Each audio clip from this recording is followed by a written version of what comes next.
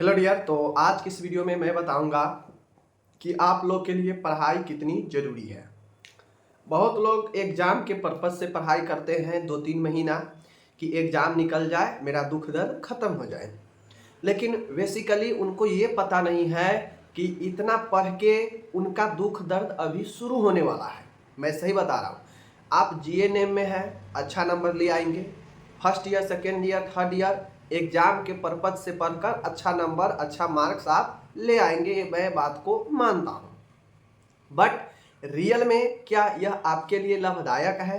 क्या सिर्फ 1-2 महीना पढ़ लेने से आप आगे भविष्य अपना सही कर रहे हैं? तो मैं बताऊं, नहीं, ऐसा बिल्कुल नहीं है। आप 1-2 महीना पढ़ के अपने भविष्य को खराब कर रहे हैं। मैं बता दूं, पहले का जो सिस्टम था, आप कोर्स क्यों कर रहे हैं? आप जीएनएम, एएनएम, बीएससी नर्सिंग क्यों करते हैं? आप इसीलिए तो करते हैं ना कि हम कोर्स करेंगे, कम स्टूडेंट के बीच में कंपटीशन होगा और हम एक अच्छे स्टूडेंट रहेंगे, मुझे जॉब आसानी से मिल जाएगी। इस क्षेत्र में कंपटीशन भी अभी कम है, तो जॉब होने का संभावना ज़्यादा रहता है। इसलिए जो थोड़ा सा भी इंटरेस्टेड होते हैं मेडिकल फील्ड में, वो नर्सिंग के क्षेत्र में आ जाते हैं। ठीक है, खासकर जो मिडिल क्लास के फैमिली से होते हैं, धनिक होते हैं, वो तो ऊंचा सोचते हैं, कोई ना कोई डॉक्टर या फिर उससे ऊपर लेवल का कोर्स करते हैं। समझ गए बातों को? लेकिन मैं आपको हकीकत बता दूं माय डियर, कि जो लोग जीएनएम, बीएससी नर्सिंग, एएनएम कर रहे हैं, बट पढ़ाई उनका सिर्फ और सिर्फ एग्जाम के उद्देश्य से हो रहा है, तो सबसे बड़ा गलती आप कर रहे हैं। अब कैसे? 2-4 मैं एग्जाम्पल देके आपको समझा दे रहा हूँ।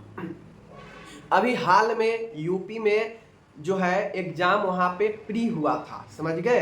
एग्जाम अभी प्री एग्जाम हुआ था स्टाफ नर्स का। लगभग 1500-1700 पोस्ट के लिए बहाली आया था यूपी में।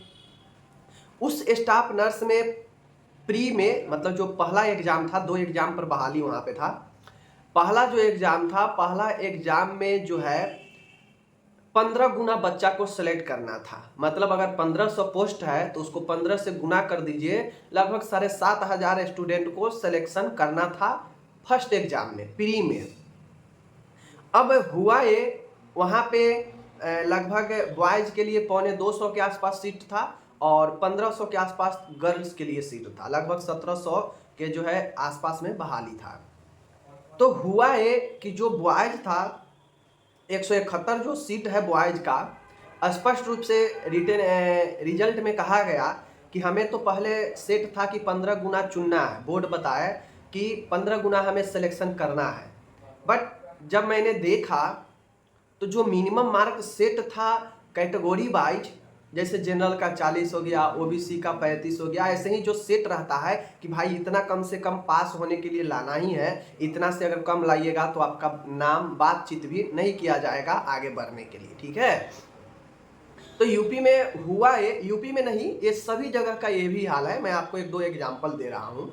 तो हुआ है कि लड़की का जो 1500 सीट था, उसमें मात्र 2800 के आसपास कैंडिडेट को सिलेक्शन हुआ। समझ गए? मात्र 2800, समझ रहे हैं?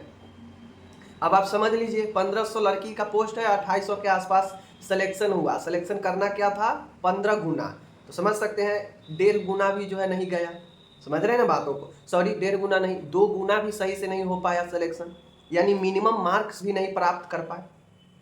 वहीं पे बच्चा की बात किया जाए, यानी छात्र का, लड़का का, तो 171 पोस्ट था, चुनना कितना था? 171 का 15 गुना, तो लगभग 2000 के आसपास हो जाता, लेकिन चुनाया मात्र 1100, मात्र 1100। समझ सकते हैं, लगभग जो है 8-10 गुना जो है सिलेक्शन हो पाया लड़का में।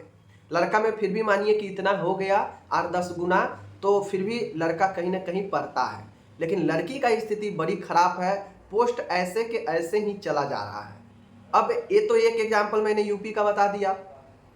अब प्री में ऐसा हाल है, पहला एग्जाम में ऐसा हाल है, तो जो मेंस में जाएंगे, मेंस का एग्जाम देंगे, उसके बाद जॉब होनी है, तो मेंस के बाद क्या हाल होगा? मेंस में क्या हाल होगा? मेंस में तो हमें लगता है सीट से भी कम लड़का छट जाएंगे, क्योंकि मेंस में थोड़ा और ज़्यादा टफली क्वेश्चन देगा, रहता नर्सिंग से ही रिलेटेड है। लेकिन वही है, एग्जाम के दृष्टिकोण से पढ़े हुए हैं, तो उनको जो है डीपली नॉलेज नहीं है। समझ गए बातों को?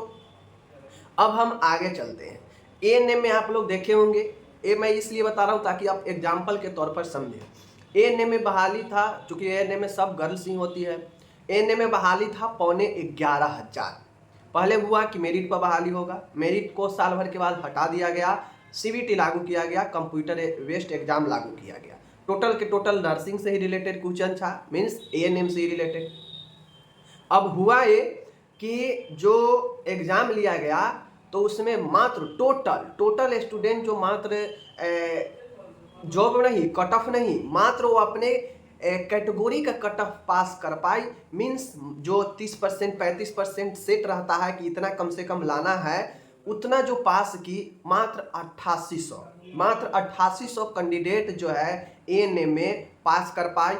बाकी के बाकी सब फेल कर पाई, सब फेल कर गई। मतलब वो अपने 30-32% भी जो है मार्क्स नहीं ला पाई। समझ रहे हैं ना, यानी 100 में वह 32% भी मार्क्स जो है नहीं ला पाई। ये स्थिति है, ये पढ़ाई है एएनएम जीएनएम का। सिर्फ लोग कोर्स करते हैं, बैठते हैं कि मुझे जो है जॉब लेनी है, और वो सोचते हैं हमेशा कि मेरिट पर बहाली होगी। अब मेरिट वाला सिस्टम खत्म हो गया। बताइए, मैं मार्च अप्रैल में ही कोर्स जो है 22 से 23 के लिए शुरू किया, अभी तक मैं पढ़ा रहा हूँ लगभग 10 महीना से, और मैं जो है पूरा के पूरा एकदम एक एक चीज़ को समझा देता हूँ, फिर भी लोग नहीं पढ़ते हैं, फिर भी लोग 3 मिनट 4 मिनट देखते हैं और पीडीएफ के चक्कर में रहते हैं। कहाँ से नॉलेज होगा? नहीं नॉलेज होगा। मैं हकीकत कह रहा हूँ, अगर आप टोटली कंप्लीट डेली 1-2 घंटा अगर समय आप नहीं देते हैं, नहीं पढ़ाई करते हैं, तो बहुत दिक्कत होने वाला है, जॉब आपको भी नहीं होगा। समझ रहे बातों को? क्योंकि अब हर जगह एग्जाम लागू है, एग्जाम धीरे धीरे सब जगह लागू हो रहा है, क्योंकि ऑटोमेटिक है, धीरे धीरे संख्या बढ़ ही रहा है, घटने का तो नाम है नहीं इस क्षेत्र में, तो संख्या बढ़ ही रहा है, तो आपको भी उस लायक बनाना पड़ेगा। अगर आप 4 लाख 3 लाख रुपया खर्च कर रहे हैं तो डेली 1-2 घंटा पढ़ने में कुछ नहीं जाता है। अगर आपको बुक पढ़ने का मन नहीं होता है तो कम से कम मैं जो टॉपिक डेली पढ़ाता हूँ उस टॉपिक को क्लियर कर लीजिए, उस क्वेश्चन को तो क्लियर कर लीजिए, ताकि एग्जाम में क्वेश्चन आए तो आपको छूटे नहीं।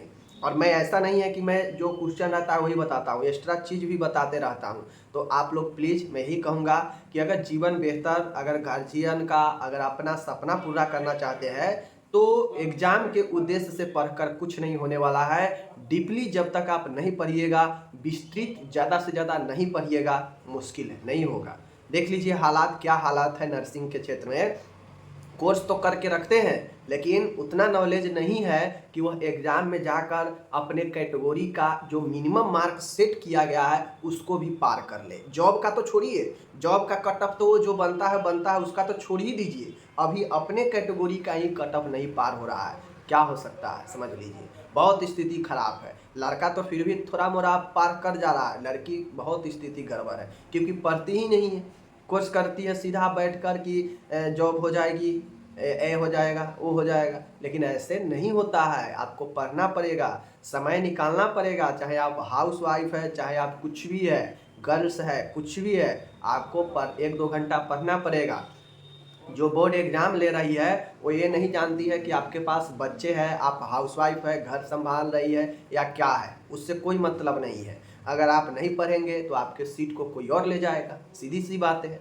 तो अगर इस वीडियो का बनाने का मकसद यही था कि आप लोग समझे। देखिए, ये तो मैं बिहार एएनएम और यूपी स्टाफ नर्स के मैं एग्जाम्पल बताया हूँ, ऐसे बहुत सारे जो है एग्जाम्पल है जो मैं बताने लागू तो ये वीडियो बहुत बड़ा हो जाएगा, लेकिन मैं इसी 2 का एग्जाम्पल बताया हूँ कि लोग इतना ज़्यादा पढ़ लिए हुए हैं कि अपने कैटेगरी का भी मिनिमम मार्क्स नहीं पार कर पा रहे हैं। तो क्या हो सकता है? जॉब की तो बात ही छोड़ दीजिए, 60-70 नंबर 50 नंबर लाने की तो बात ही छोड़ दीजिए, यहाँ पे स्टूडेंट ही नहीं पहुँच पा रहा है वहाँ तक जितना बोर्ड को चाहिए। जय गुना स्टूडेंट, उतना गुना तो स्टूडेंट ही जो है नहीं पहुँच पा रहा है अपने कट ऑफ मार्क को पार करके। तो क्या हो सकता है? समझ रहे हैं? तो इसीलिए मैं बोलता हूँ कि जो इस बात को सीरियस लेंगे, जो पढ़ाई वास्तव में कर रहे हैं, करेंगे, तो उनको तो आगे जीवन उज्जवल है। ज़्यादा नहीं, मैं ज़्यादा नहीं कहता हूँ, मुश्किल से 1-2 घंटा पढ़िए ना। जितना मैं डेली जो सब्जेक्ट का वीडियो लाता हूँ उसको आप क्लियर कर लीजिए ना। देखिए ना, साल भर में फर्स्ट ईयर ख़त्म होगा, एकदम नॉलेज हो जाएगा।